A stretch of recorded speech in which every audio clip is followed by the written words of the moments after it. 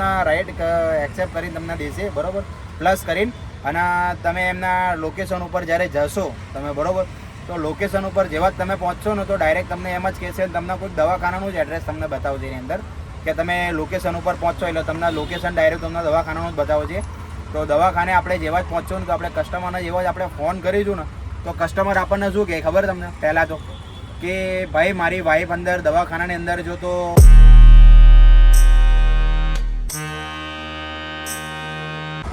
Hello guys, તમારા બધાનું ફરીથી સ્વાગત કરું છું આજના એક નવા બ્લોગમાં. તો ગાઈસ આજે આપણે ધંધા ઉપર તો નીકળી ગયા હતા અને આજે કોઈક ધંધાનો વિડીયો નહીં રહેવાનો, કેમ કે આજે એક મારી જોડે સ્કેમ થતાં હું બચી ગયો છે મારી જોડે બરાબર. તો આજે હું તમને એના વિશે બતાવવાનો છું જે રેપિડોની અંદર મારી જોડે સ્કેમ થયો હતો. હવે સ્કેમ શું થયો તો હું તમને આખી જાણકારી આપીશ ને તમે એનીથી કઈ રીતે બચી શકો છો હું તમને આખી ઇન્ફોર્મેશન આપવાનો છું. તો ગાઈસ સૌથી પહેલાં તો હું તમને એવું કહીશ કે તમે મારી ચેનલની અંદર નવા હોય તો આ મારી ચેનલને સબસ્ક્રાઈબ કરી નાખજો અને તમારા ભાઈને થોડો સપોર્ટ કરજો બરાબર, કે જેથી કરીને આવા કંઈક ના કંઈક રિક્ષાના રિલેટેડ, બાઇકના બી રિલેટેડ અને 4 વ્હીલના રિલેટેડ હું વિડીયો લાવતો રહેતો હોઉં છું બરાબર. તો આજે આપણી જોડે સ્કેમ એવું થયું છે કે હું આજે છે ને મને રેપિડોમાં રાઈડ લાગી હતી. આજે તો નહીં પણ ખાસા ટાઈમ પહેલાં મને એક રાઈડ પડી હતી બરાબર. પણ એના કારણે શું કે મને એવું લાગ્યું કે ના, મારા ભાઈઓ માટે વિડીયો બનાવી લેવો જોઈએ. જો તમારી જોડે બી આ સ્કેમ તો થયો જ હશે, જેની જોડે આ સ્કેમ થયો હોય એ જરા મને કોમેન્ટ કરીને મને જરૂરથી કહેજો બરાબર. તો ચલો વિડીયોનો સ્ટાર્ટ કરીએ છીએ કે મારી જોડે શું સ્કેમ થયો હતો આજે બરાબર, કે આવનારા પહેલાં મારી જોડે શું સ્કેમ થયો હતો. તો મેં જ્યારે નવી રેપિડોમાં આઈડી ખોલી હતી ને તો નવા માણસને બી થઈ રહી છે ને જૂના માણસને બી થઈ રહી છે. તો એ શું તકલીફ પડી રહી છે અને કેવો સ્કેમ થઈ રહ્યો તો તમને આજે બતાવવાનો છું બરાબર. તો સૌથી પહેલાં તો હું તમને એ કહીશ કે તમે રાઈડ પહેલાં તમને છે ને રેપિડોની અંદર પડશે. આ રેપિડોની અંદર જ વધારે થઈ રહ્યું છે, ઉબરની અંદર તો નહીં થઈ રહ્યું, કેમ કે રેપિડોવાળાની જોડે જ અત્યારે આ તકલીફ પડી રહી છે બરાબર. કે જેટલા પણ મારા ભાઈઓ રેપિડો ચલાવે છે કે નવા વ્યુઅર્સને તો અને નવા જોઈનિંગ જે છે ને એ લોકોને તો બહુ વધારે થઈ રહ્યું છે. હવે સ્કેમર હું તમને કહું છું કે કઈ રીતે કરે છે કે તમારી જોડે છે ને કોઈ બી પહેલાં તો એક રાઈડ તમને આપશે બરાબર, જે દૂરની રાઈડ હશે ને એ તમને આપશે અને પ્લસ એની જોડે તમને 60 થી 70 રૂપિયા જેવી રીતના કે 150 રૂપિયાની રાઈડ હશે ને તો એની જોડે તમને 70 કે 80 રૂપિયા તમને એવી રીતના રાઈડ એક્સેપ્ટ કરીને તમને દેશે બરાબર, પ્લસ કરીને. અને તમે એમના લોકેશન ઉપર જ્યારે જશો તમે બરાબર, તો લોકેશન ઉપર જેવા જ તમે પહોંચશો ને તો ડાયરેક્ટ તમને એમ જ કહેશે, તમને કોઈ દવાખાનાનું જ એડ્રેસ તમને બતાવશે એની અંદર કે તમે લોકેશન ઉપર પહોંચો એટલે તમને લોકેશન ડાયરેક્ટ તમને દવાખાનાનું જ બતાવશે.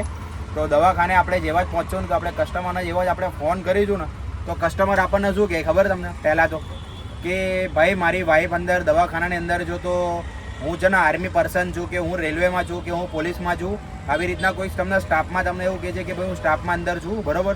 અને એવું તમને કહે છે ને પછી એમ કહે છે કે ભાઈ મારી છે ને ઓનલાઈનમાં જરા પેલા વાઈફના તકલીફ પડી રહી છે બરાબર, કે મારી વાઈફની અંદર ઓનલાઈનની અંદર એવું કે મારે પેમેન્ટ જઈ નથી રહ્યું બરાબર.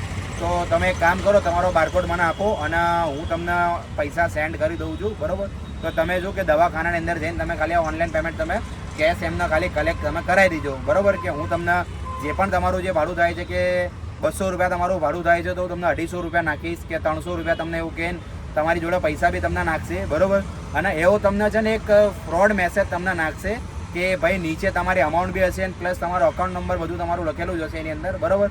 અને એની અંદર તમને ફ્રોડ મેસેજ તમને એવો મોકલશે કે ભાઈ તમારા ખાતાની અંદર તમે એમાં પૈસા જમા કરી નાખ્યા છે કે ભાઈ 4000 કે 5000 કે 8000 એ ગમે તે કોઈ પણ અમાઉન્ટ હોઈ શકે છે બરાબર.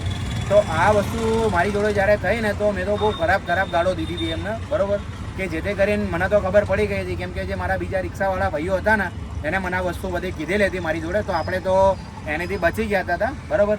તો આની માટે તમારા બચવા માટે તો એક જ તમારા ઈરાદો છે બરાબર, કે ભાઈ તમે જે પણ એના જે પૈસા નાખવાનું તમને કહે ને તો એની જોડે તમારો સ્ક્રીનશોટ માંગી લેવો કે ભાઈ તમારા ખાતાની અંદર પહેલાં પૈસા આવ્યા બી છે કે નથી આવ્યા, કેમ કે ઘણા બધા લોકોને એવી વસ્તુની ખબર નથી પડતી બરાબર.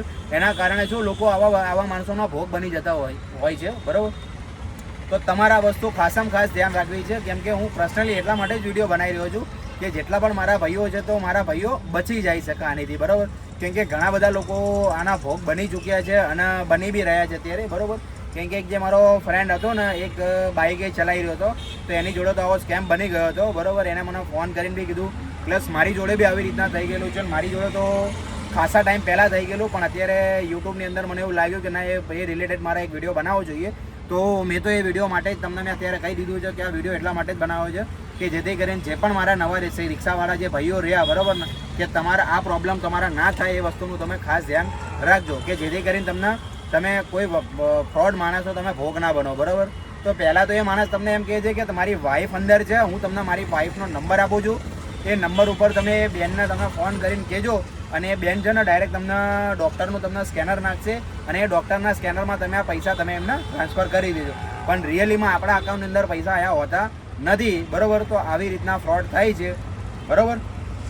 તો આ વસ્તુનું ખાસમાં ખાસ તમે ધ્યાન રાખજો કે જેથી કરીને તમે કોઈનો ભોગ ના બનશો. તો આ વિડીયો જે છે ને મારા રિક્ષાવાળા ભાઈઓ માટે બી છે, પ્લસ ખાસ બાઇકવાળા ભાઈઓ માટે બી છે ને, ફોર વ્હીલ જેટલું પણ મારા ભાઈઓ ચલાવે છે તો આ એના માટે પણ વિડીયો છે. તો બનતી કોશિશ તમે એટલી કરો કે આ વિડીયો વધુમાં વધુ શેર કરજો મારો વિડીયો, કે જેથી કરીને ઘણા બધા બાઇકોવાળા અને રિક્ષાવાળા ઘણા બધા લોકો છે તે બધાના તે આ બધા વસ્તી બચી શકે આ વસ્તુ વિડીયો માટે બરાબર. અને આ વિડીયોથી ઘણા બધા લોકોનો હેલ્પ થઈ શકશે. અને તમારે બનતી કોશિશ મારી એવી જ રહેશે કે તમે આ વિડીયોનો થોડોક મારો વિડીયો છે ને બધાને શેર કરજો બરાબર. તો આ વિડીયો તમને કેવો લાગ્યો મને જરા કોમેન્ટ કરીને કહેજો બરાબર. તો ચલો હવે મળીએ નવા બ્લોગની અંદર. જય શ્રી કૃષ્ણ, રાધે રાધે, અને બધા સેફ રહેજો મારા ભાઈઓ.